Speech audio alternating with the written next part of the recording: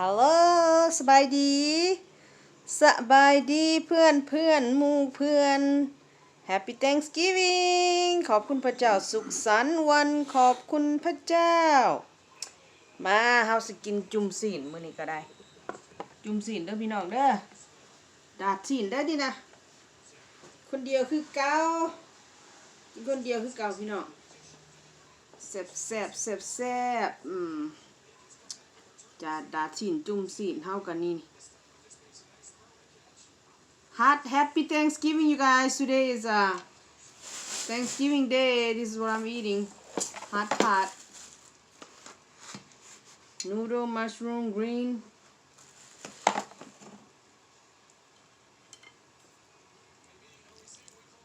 Beef. จุ่มศีลพี่น้องจุ่มลงไปครอบครัวกินเบิดล่ะบนถ่ายวิดีโอเพราะว่ามันหนุ่งยากหลายกินดาดกินเดือดหลายคนมันหนุ่งยากกินผู้เดียวแค่นี้รอบ3เลยนี่นะ second round you guys third round where's my sauce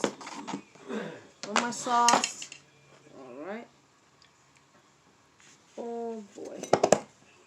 where's my sauce มาเด้อพี่น้องมาเด้อกินเราได้นี่นะส่องกินดิมาหอดแล้วกินแล้วแบบว่า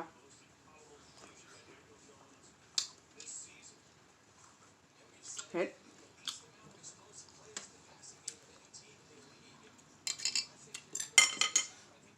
น้ำต้มมันก็แซ่บชมจ่อ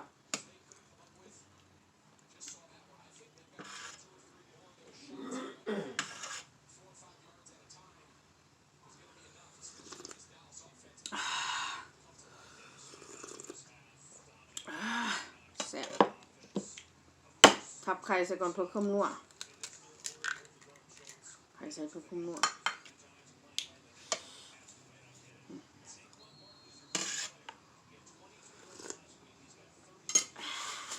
แซ่บ you guys very good you guys let you see let me let you see my hot pot stuff you see it shrimp you see shrimp hello over here and then this is noodle and then this is me มาบอกหลายอย่างตั้งกล่องกับบุเป็นบ้านแบบนี้แม่มันจึงเห็นหมอเนาะ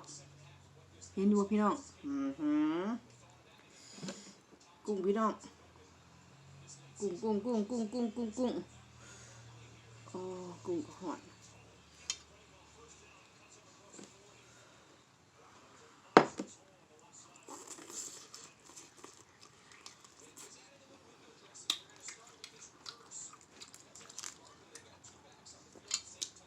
วันนี้เป็นวันขอบคุณพระเจ้าเนาะอยู่ประเทศอเมริกาเป็นวันขอบคุณพระเจ้าประเทศอเมริกาเป็นประเทศที่แบบพระเจ้าอวยพรผู้ที่มาอยู่นี่ดึกดำบรรพ์ละเขาแสวงหาประเทศที่พระเจ้าอวยพรใครก็ยังมาอยู่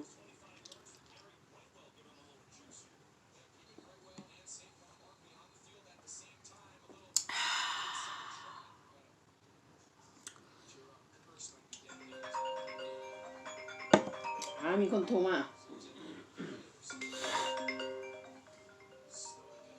สิรับอยู่ว่าค่ะถ่ายวิดีโออยู่บ่รับดอกบัดนั้นสิรับถ่ายวิดีโอจบก่อนจังรับถ่ายวิดีโอก่อนขอกินก่อนเด้อบัดนั้นสิโทรกลับคืน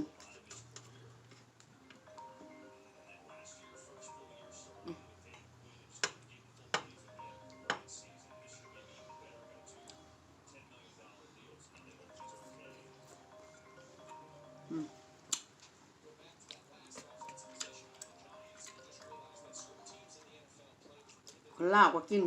เกาหลีก็กินไทยก็กินจุ่มซีน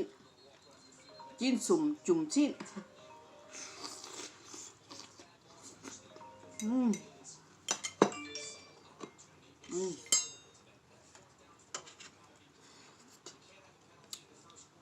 จิ้นจุ่มชิ้นมันต้องกินแบบใส่เวลากินค่อยๆเนาะพี่น้อง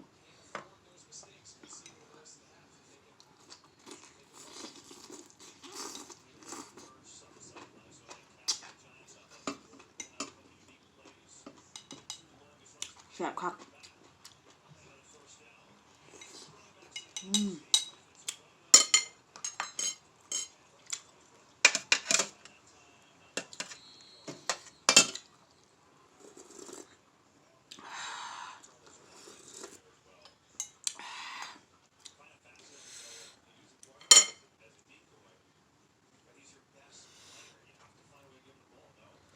จักเป็นยังอันนี้บ่ฮู้จักสื่อมัน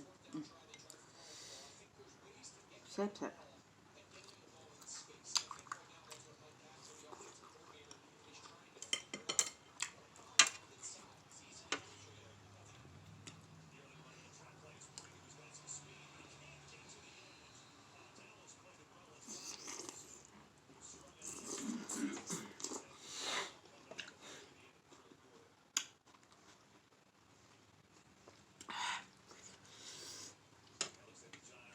มื้ออื่นแห้งแซ่บด้วยน้ำต้มเนี่ย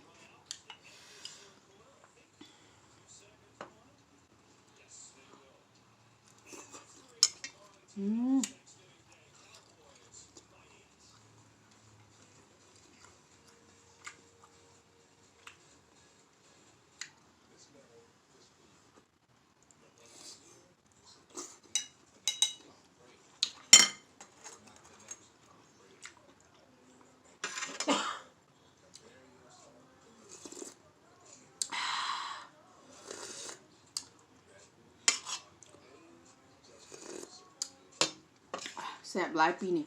แซ่บกว่าทุกปีนะแซ่บหลายแซ่บหลาย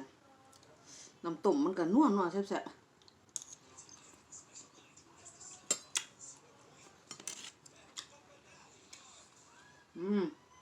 สบายนางสบายดางนะคะสบายดาง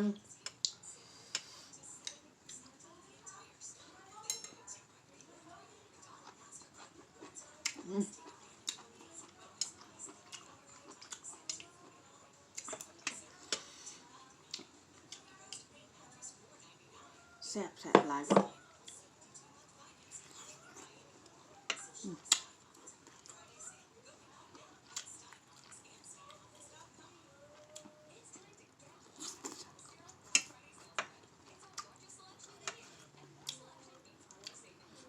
ผักกาด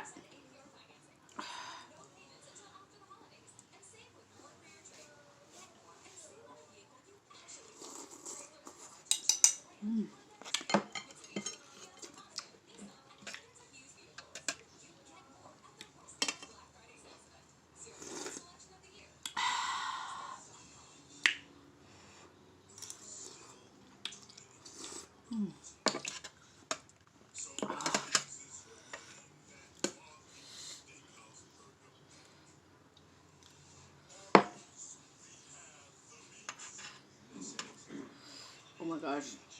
this is a big bite. Oh my god. Oh my gosh.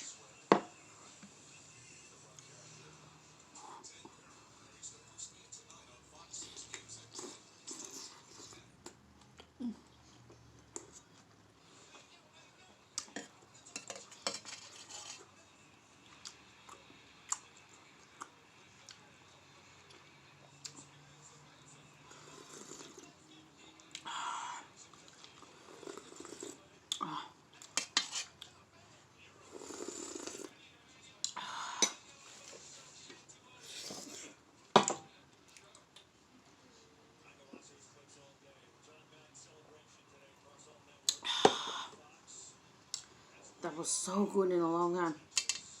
What I said แบบนี้จะโดนล้านแหละพี่น้องเอ้ย Oh my god, I can't believe it. This is so good. This is so good.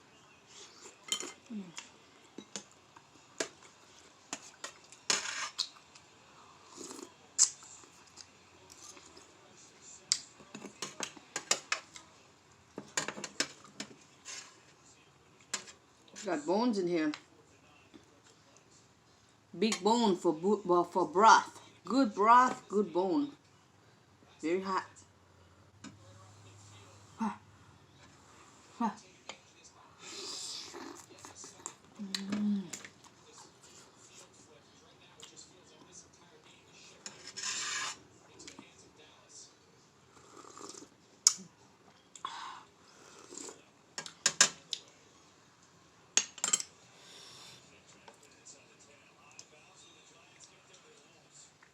See this?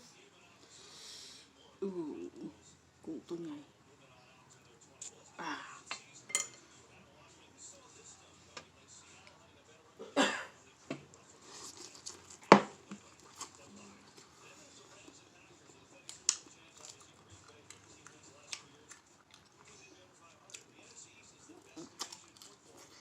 Mm.